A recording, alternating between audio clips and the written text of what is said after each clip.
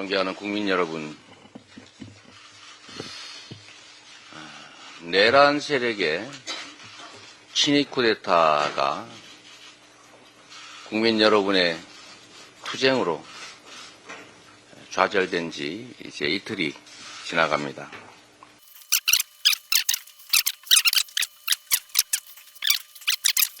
성공했을 때 벌어졌을 이 어처구니 없는 일들이 다시 발생할 수도 있습니다, 여러분.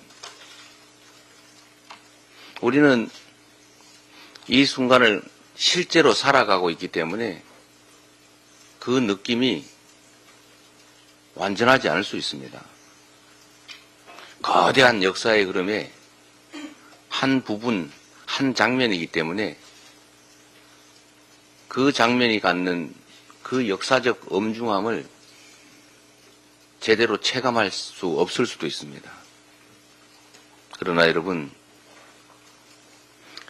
이 현장을 떠나서 먼 바깥의 시각 또는 지금 이 순간을 벗어나서 다른 시기에, 다른 시간의 눈으로 한번, 즉 역사와 세계의 눈으로 이 순간을 지켜보십시오.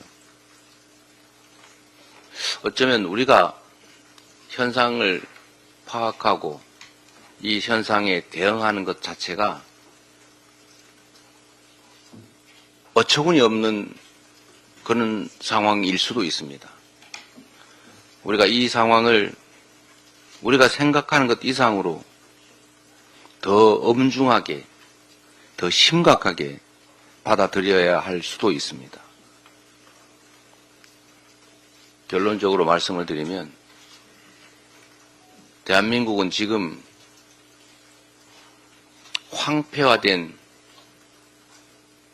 후진적인 제3세계로 몰락할 것인지 아니면 세계 속에서 자부심을 가지고 인정받으면서 합리적으로 경쟁하는 국제사회의 일원이 될 것인지 그 갈림길입니다.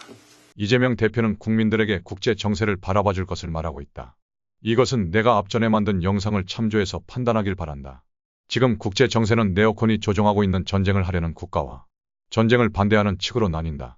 전쟁을 하려는 국가는 트럼프를 제외한 자본에 잠식된 미국과 네오콘의 꼭두각시 노릇을 하고 있는 우크라이나, 영국을 중심으로 한 서방 유럽, 일본, 한국에선 국힘당과 친문 세력이고 전쟁을 반대하는 측은 이재명과 트럼프 그리고 러시아, 이란, 김정은이다.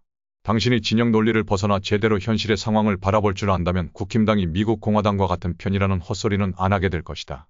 이념에 취해 막무가내로 지지하는 이런 자들이 사실은 정치를 모르는 자들보다 더 위험한 인물인 것이다. 박근혜 탄핵 당시 태극기와 성조기를 들고 흔들던 노인들의 모습을 보면서 오바마는 웃고 있었을 것이다.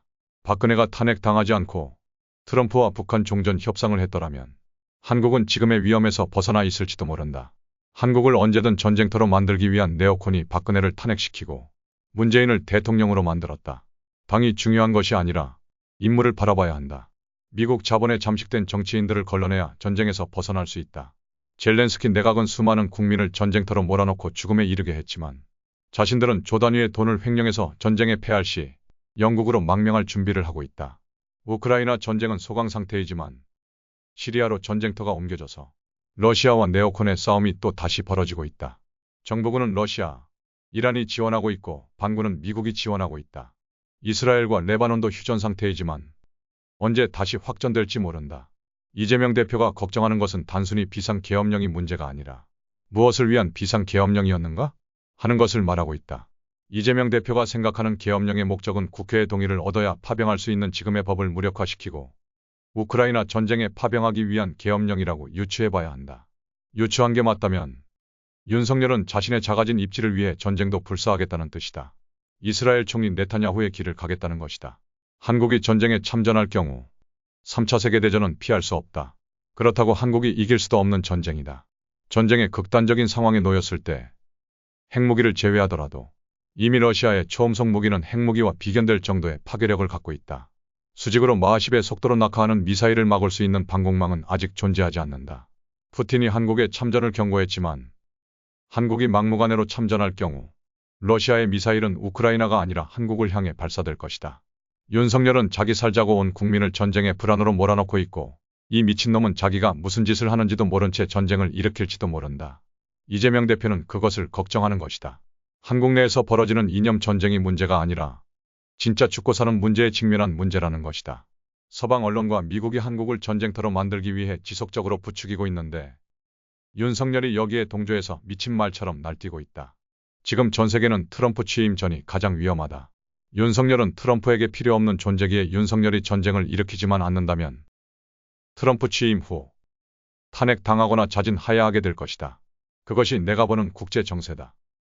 이 자리에 계신 언론인 여러분, 그리고 이 장면을 지켜보고 계실 국민 여러분, 지금의 이 순간은 우리의 다음 세대, 대한민국의 미래를 결정하는 분수령과 같은 순간이고 지점입니다. 그리고 작은 영향력이라도 미치는 모든 사람들의 행위는 거대한 대한민국의 역사를 결정하는 핵심적 구성 요소가 될 것입니다. 내가 아무리 많은 권력과 지위, 영향력을 가졌던 미미한 하잘것없는 그런 위치에 있던 그 모든 것들이, 그 티끌들이 합쳐져서 태산을 이루는 것처럼 이 나라 운명을 결정하게 될 것입니다. 외면하지 말고, 포기하지 말고, 외로워하지 말고, 우리 모두 힘을 합쳐서 이 위기를 반드시 이겨내기를 기대합니다. 내란 동조 세력이 되지 마십시오. 말씀드린 것처럼 지금은 역사적 분기점이고 엄중한 역사의 한 국면입니다. 모든 것이 기록되고 모든 것이 회자되고 모든 것이 분석될 것입니다. 현실의 작은 이익, 현실의 작은 자신의 안위 때문에 국민이 부여한 책무, 역사적 소명을 잃지 마십시오. 윤석열 대통령을 탄핵하는 일에, 다시는 대한민국에 절대 왕정을 꿈꾸는 자들이 활보할 수 없게 만드는 일에 함께 하시기 바랍니다. 이상입니다.